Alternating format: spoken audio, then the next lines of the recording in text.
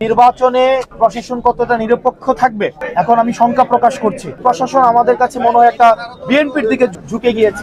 আগামী নির্বাচনে ব্যাপক কারচুপির মাধ্যমে বিএনপিকে জিতিয়ে দেওয়ার চেষ্টা হবে, এই ধরনের একটা আলাপ তোলার চেষ্টা হচ্ছে।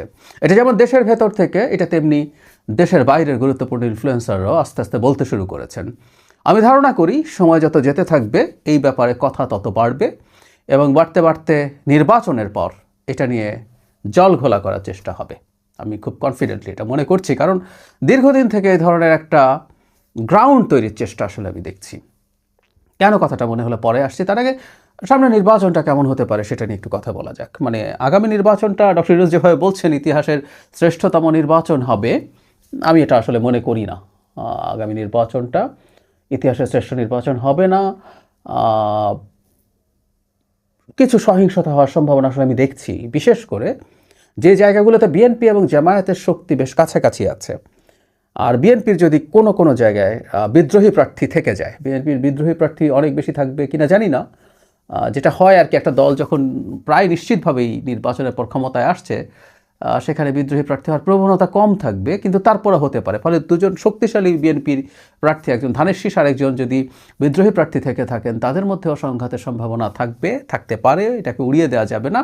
এবং সংঘাতের সম্ভাবনা এই কারণেই সম্ভবত বাড়বে যে সরকার খুব ভালো ডেটারেন্ট দেখাতে পারবে না। মানে যেটা হয় আর কি, একটা অপরাধের ডেটারেন্ট হচ্ছে কোনো একটা অপরাধ ঘটার সাথে সাথে তাদেরকে, যারা অপরাধ সংগঠিত করেছেন তাদেরকে আইনের আওতায় আনা, দৃষ্টান্তমূলক শাস্তি দেয়া, এগুলো করলে আসলে এই ধরনের অপরাধ করতে অন্যরা আর প্রলুব্ধ হয় না, তারা এটা থেকে দূরে থাকার চেষ্টা করে। তো সেই ঘটনা ঘটবে কিনা সেটা আমরা নিশ্চিত নই, কারণ ডক্টর ইউনূস সরকার আসলে এই ক্ষেত্রে খুব ভালো পারফর্ম করছেন না। আমি প্রায় বলি যে আমাদের সেনাবাহিনী যেহেতু মাঠে আছেন, তাদেরও আসলে আরও প্রোঅ্যাক্টিভ হতে হবে। না হলে এই নির্বাচন যদি সহিংস হয়, এই নির্বাচন যদি ভালো না হয়, তাহলে তার দায় তাদের উপরে পড়বে।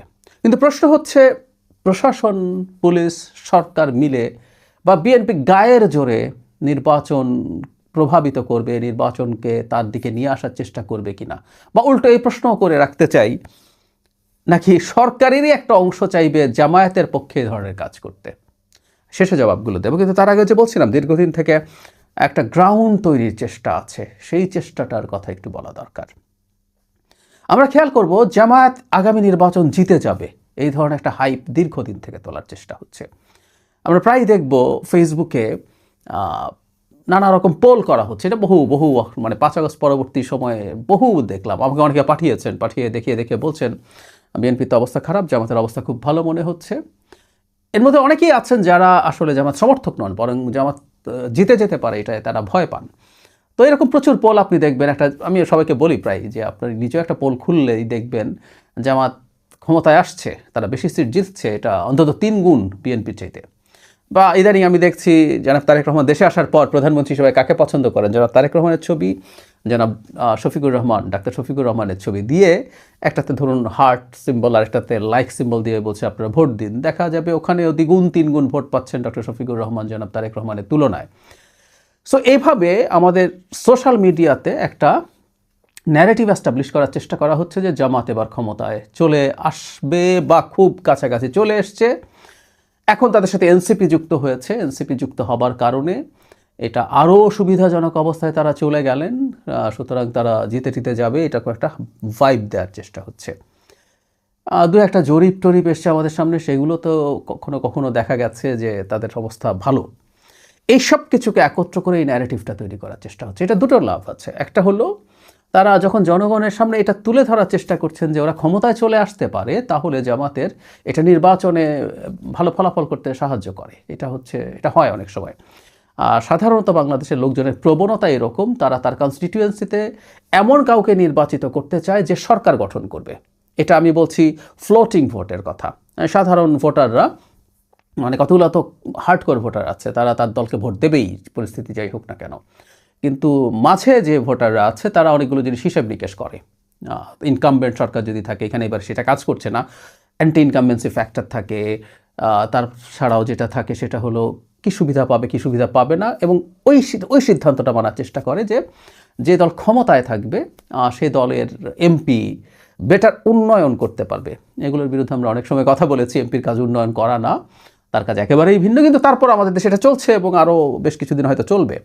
তো ফলে এটা তার নির্বাচনে নির্বাচিত হওয়ার ক্ষেত্রে ভোটারদেরকে প্রলুব্ধ করতে পারে যে না, জামাত যেহেতু ক্ষমতা চলে আসতেই পারে তাই তার প্রার্থীকে ভোট দেওয়া যাক। আদারওয়াইজ সে যদি অনেক পিছিয়ে থাকে, অনেক সময় এটা হয় যে তার প্রার্থীকে তার হয়তো পছন্দ হচ্ছে, কিন্তু সে মনে করলো যে একে ভোট দিয়ে তো লাভ নাই, ওর দল তো ক্ষমতায় আসবে না, সুতরাং বিএনপি যেহেতু ক্ষমতায় আসবে তার প্রার্থীকে দেই।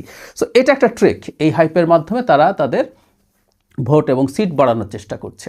কিন্তু যে কথাটা বলছিলাম, এটাই আসলে তারা ব্যবহার করবে এই ভোটকে প্রশ্নবিদ্ধ করার জন্য। আমরা ধরে নিলাম যে দল ক্ষমতায় চলে আসতে পারে বলে আলাপ টালাপ তোলা হচ্ছে, সেই দল এনসিপি আসার আগে সেই দল 25-30 সিট পেল, 40 সিট পেল, টেনে টুনে গায়ের জোরে যদি আমি এটাকে বাড়িয়ে 50 সিটও বলি, মানে আমার কাছে মনে হয় না জামাতের সাথে যে ইসলামিস্টদের জোট ছিল তারা 50 সিটও পাবে। তারপরে বাড়িয়ে বললাম, এনসিপি যোগ হওয়ার পর আরও কিছু বাড়লো, তারপরও সেটা কি কই দাঁড়াবে?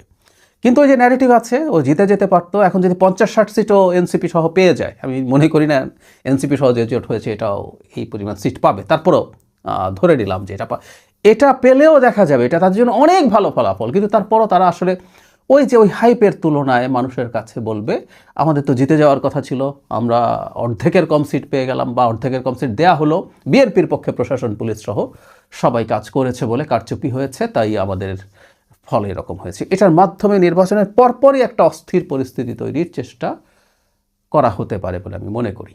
এটাকে আমি একদম সুনির্দিষ্ট পরিকল্পনা দেখছি, এবং এই পরিকল্পনার ব্যাপারে আমার মনে হয় বিএনপির সতর্ক থাকা উচিত। আর যে কথাটা বলছিলাম, কারচুপি বরং প্রশাসনে জামায়াতের যে পরিমাণ ইনফিলট্রেশন হয়েছে, তাদের যে পরিমাণ লোকজনকে বিভিন্ন দায়িত্বে বসানো হয়েছে, এবং আমি গতকালই একটা ভিডিওতে জানিয়েছিলাম একজন খুবই সিনিয়র সাংবাদিকের রেফারেন্সে তিনি অন রেকর্ডে কথা বলেছেন যে নাহিদ ইসলামকে সরকারের একজন উপদেষ্টা বারংবার ক্রমাগত চাপ দিচ্ছেন জামাতের সাথে জোট করার জন্য। সো যে সরকারে জামাতের এরকম সমর্থক আছেন, আরও আছেন, আমরা আসলে জানি, আমি প্রত্যেকের নাম বলতে যাচ্ছি না, বা অন্তত তীব্র বিএনপি বিদ্বেষী আছেন, তারা সবাই মিলে তো জামাতের পক্ষে কাজ করার সম্ভাবনা আছে। বরং কারচুপি জামাতের পক্ষে হওয়ার সম্ভাবনাই আমি দেখছি, কিন্তু বিএনপির পক্ষে কারচুপি হতে পারে, এই সংখ্যার একটা হিসাব নিকাশ দেখিয়ে সেই গ্রাউন্ড প্রস্তুত করা হচ্ছে। এই ব্যাপারে সতর্ক থাকা দরকার আছে, এবং সরকার, বিশেষ করে প্রধান উপদেষ্টা, আমাদের একটা কথা মনে রাখতে হবে, দিনের শেষে তিনি সবচেয়ে বেশি প্রশ্নবিদ্ধ হবেন। প্রশ্ন বিএনপি তুলুক আর জামায়াত তুলুক, নির্বাচন খারাপ হয়েছে এবং সেটা নিয়ে যদি মাঠে কোনো রকম কোনো অস্থিরতা তৈরির চেষ্টা হয়, সেই নির্বাচনকে যদি প্রশ্নবিদ্ধ করা হয়, ডক্টর ইউনূস সবচেয়ে বেশি প্রশ্নের মুখে পড়বেন।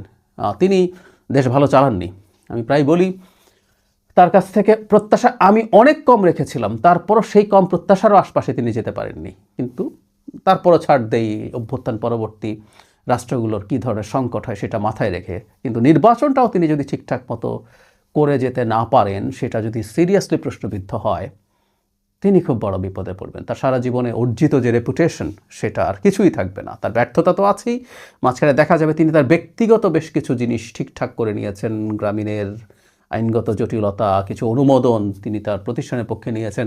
দিনের শেষে তখন মনে হবে তিনি সর্বোচ্চ রাষ্ট্রীয় দায়িত্বে বসে আসলে নিজের এই কাজগুলো করেছেন, রাষ্ট্রের জন্য তেমন কিছু করে যান নাই। সেজন্য আমি মনে করি ডক্টর ইউনূসের সরকার এই ব্যাপারে যেন খুব ভালোভাবে সতর্ক থাকেন, এবং নির্বাচনে প্রত্যেকটা ক্ষেত্রে ট্রান্সপারেন্সি যাতে জনগণের সামনে স্পষ্ট হয়, এটা খুব জরুরি। জনগণের সামনে ট্রান্সপারেন্সি যদি স্পষ্ট করা যায়, তখন কেউ এই রকম নানা রকম অভিযোগ, কারচুপি, আমরা একসময় সূক্ষ্ম কারচুপি, স্থূল কারচুপির কথা শুনতাম, সেগুলো থেকে এগুলো বলার চেষ্টা হতে পারে, কিন্তু সেগুলো জনগণ বিশ্বাস করবে না।